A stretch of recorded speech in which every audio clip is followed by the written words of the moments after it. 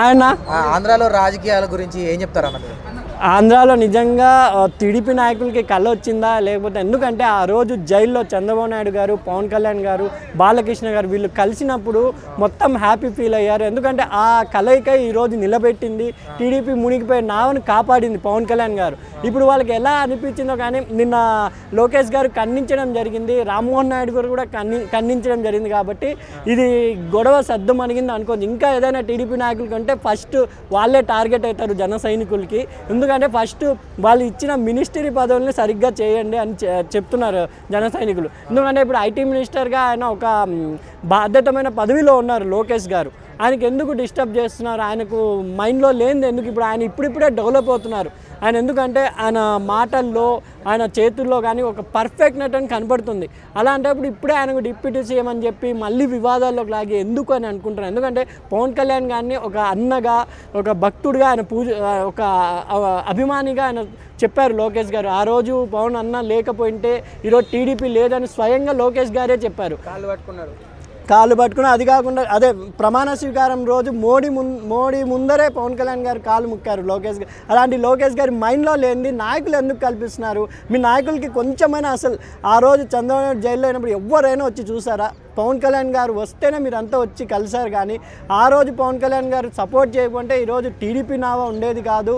ఇప్పుడు ప్రతిపక్షాలకి మీరే ఆగిపోచినట్టు అనిపిస్తుంది. ఎందుకంటే ప్రతిపక్షం కూడా చల్లగా అయిపోయింది. అంత ఎవరు మాట్లాడే వాళ్ళు కూడా లేరు పవన్ కళ్యాణ్ గారి ధాటికి. అంటే అంత వేగంగా అధికారులను ఆయనే మాట్లాడుతున్నారు కాబట్టి. అలాంటిది ఈరోజు ప్రతిపక్షాలకి మళ్ళీ ఛాన్స్ ఇచ్చే అవకాశం ఇచ్చారు మీరు. ఎందుకంటే తిరుపతిలో మీరు మినిస్టర్గా ఉన్నారు, సీఎం గారు కూడా వెళ్ళారు. కానీ రిక్వెస్ట్ మూడ్లో చెప్పింది పవన్ కళ్యాణ్ గారు, అది గుర్తుపెట్టుకోండి. ఎందుకంటే రిక్వెస్ట్ మూడ్లో ప్రతి ఒక్క పేషెంట్ని కలిసారు ఆయన. ఎవరెవరు తిరుమలలో పడ్డారో ప్రతి పేషెంట్ని కలిసారు. నిజంగా అలాంటి ఆయన డిప్యూటీ సీఎంగా ఉన్న తీసేస్తే మీ పడవే మునిగిపోతుందని నా అభిప్రాయం అండి. అంటే పవన్ కళ్యాణ్ గారి మీద యాంటీగా ఉన్నందుకు ఎందుకున్నారనుకోవచ్చు టీడీపీ శ్రేణులు? వాళ్ళకేమో ఇంకా అంటే లోకేష్ని పొగిడితే ఇంకేమైనా పదులు వస్తాయని ఆ ఊహలో ఉన్నారు కానీ తెలీదు. కానీ నిజంగా పవన్ కళ్యాణ్ కానీ ఇప్పుడు తీసేస్తే చాలా పరిమాణాలు జరుగుతాయి అని లోకేష్ కూడా ఖండించారు. కాబట్టి దీంతో ఇంకా పులి స్టాప్ పడిపోతుందని నా అభిప్రాయం అండి.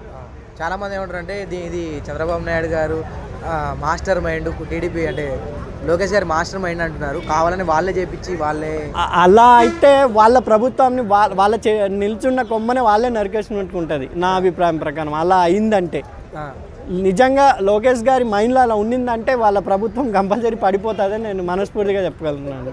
అంటే అర్హత దానికి డిప్యూటీ సీఎం గారికి లోకేష్ గారికి ఏం అర్హత లేదనుకోవచ్చు.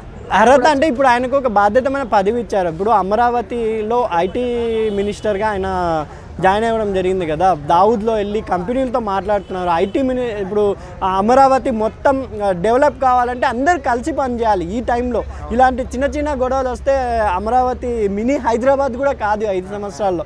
చంద్రబాబు నాయుడు గారు ఆయన హైటెక్ సిటీని 10 సంవత్సరాల్లో తీర్చిదిద్దారు. ఇప్పుడు కనీసం ఆయనకు 5 సంవత్సరాల్లో మినీ హైదరాబాద్ అయినా అమరావతి చేయాలంటే పవన్ కళ్యాణ్ గారు, చంద్రబాబు నాయుడు గారు, లోకేష్ గారు, వాళ్ళు ఇంకా మంత్రులు అందరూ కలిసి పనిచేయాలని నేను కోరుకుంటేనే అమరావతి అనేది ఇప్పుడు ఈ పొజిషన్లో డెవలప్ అవుతుంది. ఇలా చిన్న చిన్న గొడవలు వస్తే కష్టం అండి. లోకేష్ గారు ఐటీ పరంగా చాలా డెవలప్ చేస్తున్నారు అన్నారు. మరి డిప్యూటీ సీఎం చేస్తే ఇంకా మంచిగా పదవిని అభివృద్ధి చేయడంలో కానీ, ఆంధ్రప్రదేశ్లో కంపెనీస్ చేయడంలో కానీ ఇంకా కృషి చేస్తారు. అంటే ఒక బాధ్యత పదవి పవన్ కళ్యాణ్ గారికి సీఎం తర్వాత సీఎం చంద్రబాబు నాయుడు కూడా ఫుల్ పర్మిషన్స్ ఇచ్చారు.